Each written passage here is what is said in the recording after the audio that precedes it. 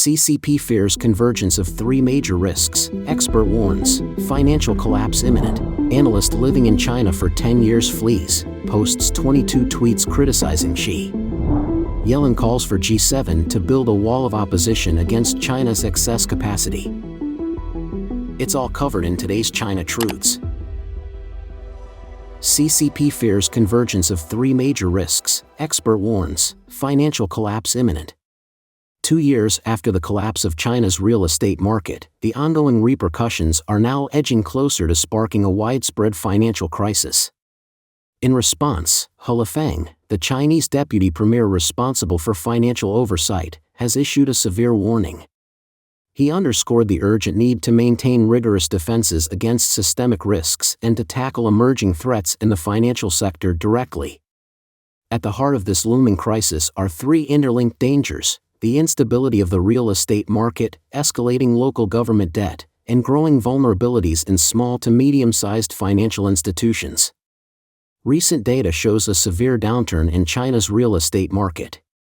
According to the China Index Research Institute, between January and April, new commercial property sales plummeted, with a 20.2% reduction in sales area and a 28.3% drop in revenue, with April experiencing an even sharper decline of 30.4% in revenue. The National Bureau of Statistics also noted a decline in residential property prices, with only 6 of 70 major and medium-sized cities, including Shanghai, seeing an increase in prices in April. This downturn is affecting government finances as well, with a 4.9% fall in tax revenue and a 10.4% decrease in income from state-owned land use rights during the same period. Commenting on this issue, Mr. Li Hengqing, a Chinese-American economist, told Epoch Times that, "We are now facing a massive crisis triggered by the collapse of the real estate market, which is as imminent as a gray rhino at our doorstep and as unpredictable as a black swan that flies past our window every day." This severe reality has the top leaders of the CCP extremely concerned.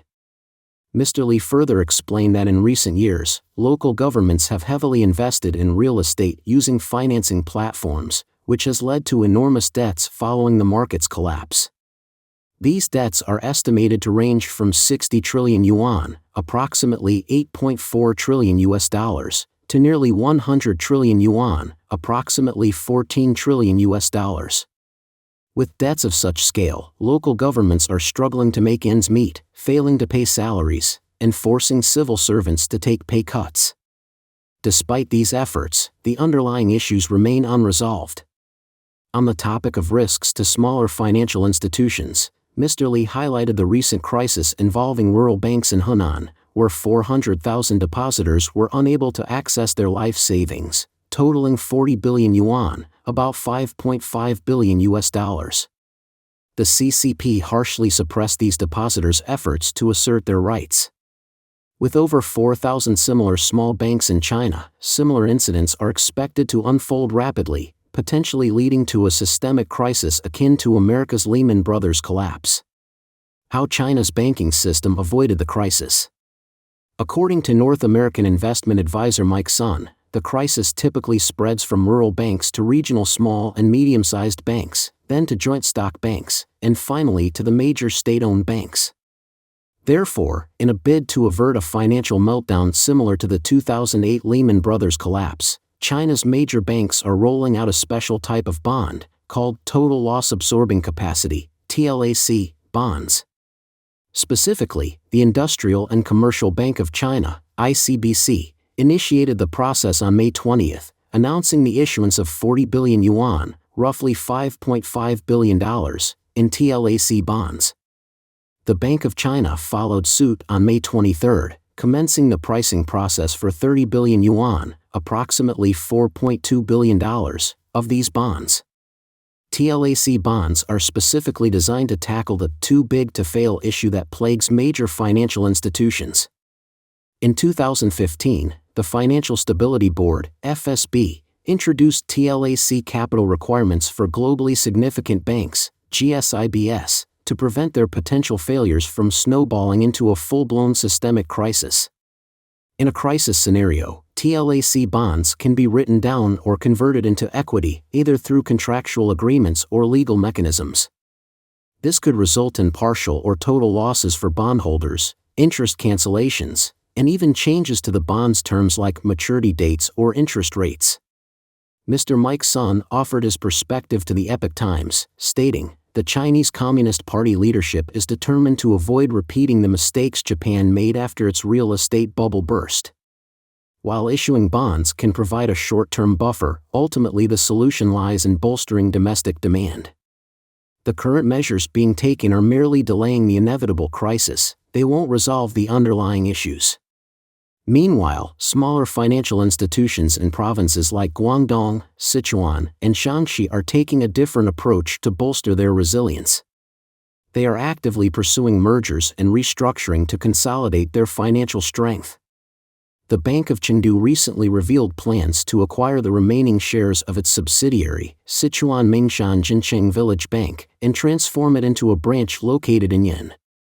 Dongguan Rural Commercial Bank is set to hold a shareholder meeting on May 30 to discuss the merger of two of its village banks, Huizhou Zhongkai Dongying Village Bank and Dongguan Daolang Dongying Village Bank.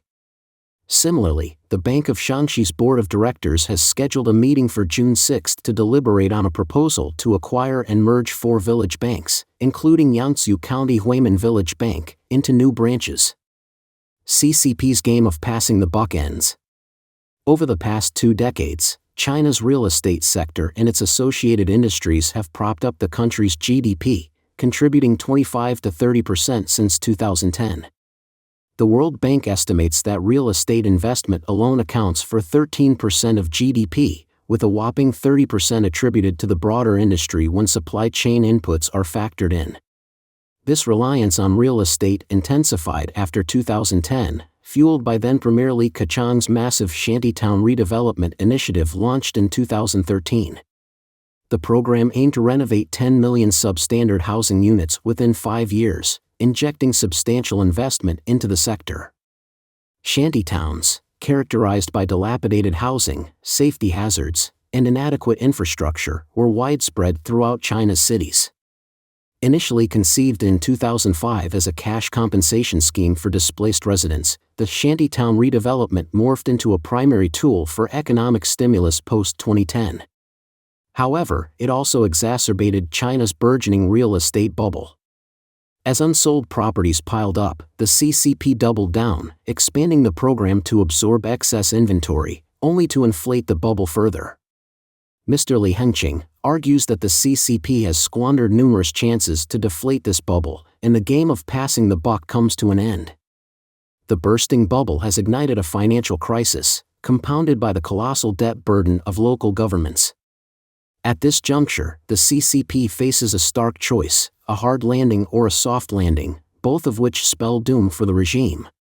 A hard landing would entail swift debt resolution through legal channels, but the social repercussions could be devastating, potentially sparking widespread panic and undermining the CCP's legitimacy. A soft landing, on the other hand, would involve delaying the crisis and seeking external assistance, primarily from the West, to gradually deflate the bubble. Yet, such assistance seems improbable, especially with the current state of U.S.-China relations. Taiwanese macroeconomist Wu Jialong draws a chilling parallel between present-day China and the crumbling Qing dynasty, plagued by crises on multiple fronts. He contends that any minor spark could ignite the downfall of the CCP regime. According to him, Chinese Deputy Premier He Lifeng stressed the need to firmly uphold the line against systemic risks, which essentially boils down to protecting the party and the CCP regime, essentially just buying the CCP more time. Analyst living in China for 10 years flees, posts 22 tweets criticizing Xi.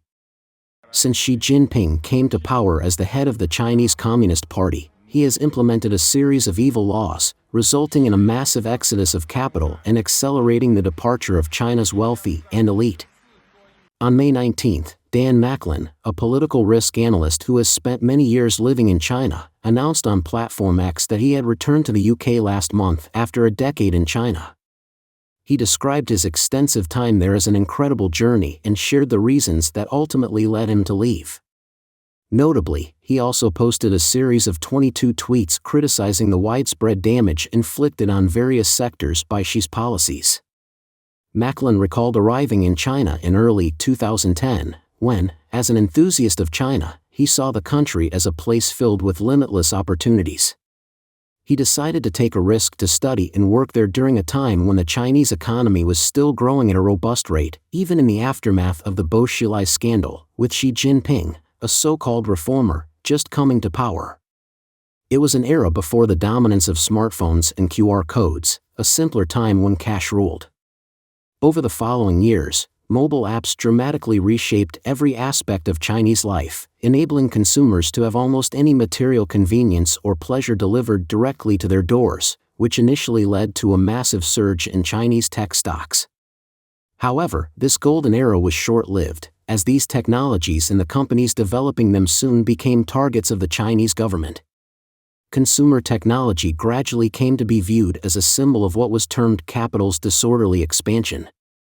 Furthermore, Beijing's push for what it called common prosperity directly led to a massive destruction of wealth and employment. Macklin noted that the outlook for many private enterprises appeared much bleaker compared to state-owned ones, a scenario that was once unimaginable. Amidst the new narrative of China's rise and becoming uninvestable, local business confidence has plummeted. For those who lost their savings in real estate or the stock market, the once promising Chinese dream has now become hollow. Economic downturns and the struggles with the zero-COVID policy have prompted many to reconsider their future in China and contemplate fleeing elsewhere. Macklin stated that as the threat from China, CCP, intensifies, global attitudes towards the CCP have also worsened. Trade wars and wolf warrior diplomacy have undermined Beijing's formerly golden relationships with Western countries, significantly impacting international businesses in China, particularly in his field of professional services. The crackdown on foreign consulting firms has made operating locally increasingly challenging for foreign businesses. He believes that domestic political changes in China are the main drivers of this doom, namely, a return to a more centralized authoritarian structure and all the risks that entails. Despite strong fundamentals in sectors ranging from electric vehicles to biotechnology, many individuals' living standards remain low, particularly those migrant workers who fuel China's transformation in consumer technology, often referred to as the lower-end population. Additionally, there has been no progress in civil liberties, but rather significant setbacks. Looking ahead, Macklin intends to continue observing Chinese life and politics from a distance, but most importantly, he is excited about the opportunity to explore the world beyond China, starting with sunny England. In recent years, citing the prevention of national security intelligence leaks, Chinese authorities have intensified their crackdown on multiple consulting firms operating within China. This has prompted foreign investors to reassess their investment risks in China, accelerating the decoupling of foreign enterprises from China. The founder of the international think tank China Strategic Risks Institute, Dennis Kwok, once told Voice of America that collecting intelligence is a core function of consulting firms. This helps companies interested in investing in China understand the market and economic conditions, as well as client behaviors in China, a practice that is internationally accepted. However, Chinese authorities view this information as confidential and sensitive, or as matters of national security, thereby heightening scrutiny on the consulting industry. According to a Reuters report on May 22, the British Chamber of Commerce in China stated that it expects the CCP's regulatory strength to increase over the next 5 years, which will complicate the operations of British businesses in mainland China.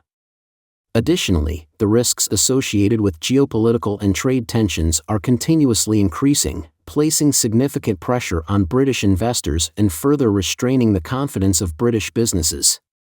A survey report released by the American Chamber of Commerce in China on February 1 showed that 57% of American businesses have little confidence in China's continued openness, adopting a cautious approach to investments in China. Most respondents are only considering slight increases in their investments or have no plans for further investment, focusing instead on advancing their core businesses rather than expanding. Xi Jinping's 3-year extreme zero policy has devastated the Chinese economy, causing widespread hardship. Currently, the Chinese economy remains sluggish, with foreign businesses withdrawing, local businesses closing, the real estate market collapsing, local government debt soaring, unemployment rates spiking, and the Chinese populace losing confidence in the economic future, leading to a situation where public discontent is boiling over. Yellen calls for G7 to build a wall of opposition against China's excess capacity. On Thursday, May 23, U.S. Treasury Secretary Janet Yellen emphasized the need for Western countries to create a wall of opposition against the Chinese Communist Party's state-driven industrial policies to safeguard their domestic free markets. She highlighted this concern during the G7 finance ministers' meeting in Italy this week. In detail, Yellen called for the U.S. and Europe to adopt a strategic and unified approach to counteract China's aggressive investments in sectors like electric vehicles, solar products, semiconductors, and steel, aiming to maintain the competitiveness of manufacturers across the Atlantic. Yellen sharply addressed the issue of Chinese industrial overcapacity, highlighting in her speech that China's government support for its manufacturing sector has led to significant macroeconomic imbalances. She noted that production levels significantly surpass both China's domestic needs and global market capacities, warning that without a shift to boost domestic demand in China, the world could face a surplus of cheaply exported products. At a press conference, Yellen emphasized that the flood of inexpensive Chinese exports threatens manufacturers and market-driven economies worldwide and stated that this is a multilateral concern, not just a U.S.-China issue. She cited discussions with global leaders like German Chancellor Scholz and French President Macron, who stressed the need for a balanced trade relationship with China. Yellen affirmed that the G7 is committed to protecting their industries and workers from such unfair practices, which also pose risks to global business sustainability and China's economic growth. Moreover, Yellen noted that major industrial democracies outside the G7, including Mexico, India, and South Africa, are increasingly concerned about China's overinvestment impacting their economies. A unified front to address China's industrial overcapacity. Yellen emphasized that this is not merely a request for countries to adopt U.S. tariff measures, but rather a collective stand against the Chinese Communist Party's strategies. Yellen highlighted this during a recent announcement of U.S. tariffs on Chinese electric vehicles, batteries, and solar panels set to begin on August 1, aimed at protecting domestic industries. Yellen also mentioned that G7 officials will discuss their concerns and responses with Beijing. She stated, "It is critical that we, along with a growing number of countries recognizing this issue, form a clear and unified front." Additionally, the EU is also concluding its anti-subsidy investigation into Chinese electric vehicles, with preliminary findings due next month. Furthermore, Yellen touched on the strategic financial planning against Russia, noting that G7 finance ministers are working on an agreement to pre-freeze Russian asset profits, aiming to finalize these plans before the upcoming G7 summit. This is part of broader efforts to ensure sustained support for Ukraine, with significant aid already in place from the US and EU. Additionally, Yellen mentioned the necessity of using economic tools to counteract Iranian-sponsored terrorism in the Middle East, targeting groups like Hezbollah and Houthi militants. Don't forget to leave a comment in the section below to share your opinions on today's topic with us. Make sure to like and subscribe to see more interesting topics from China Truths.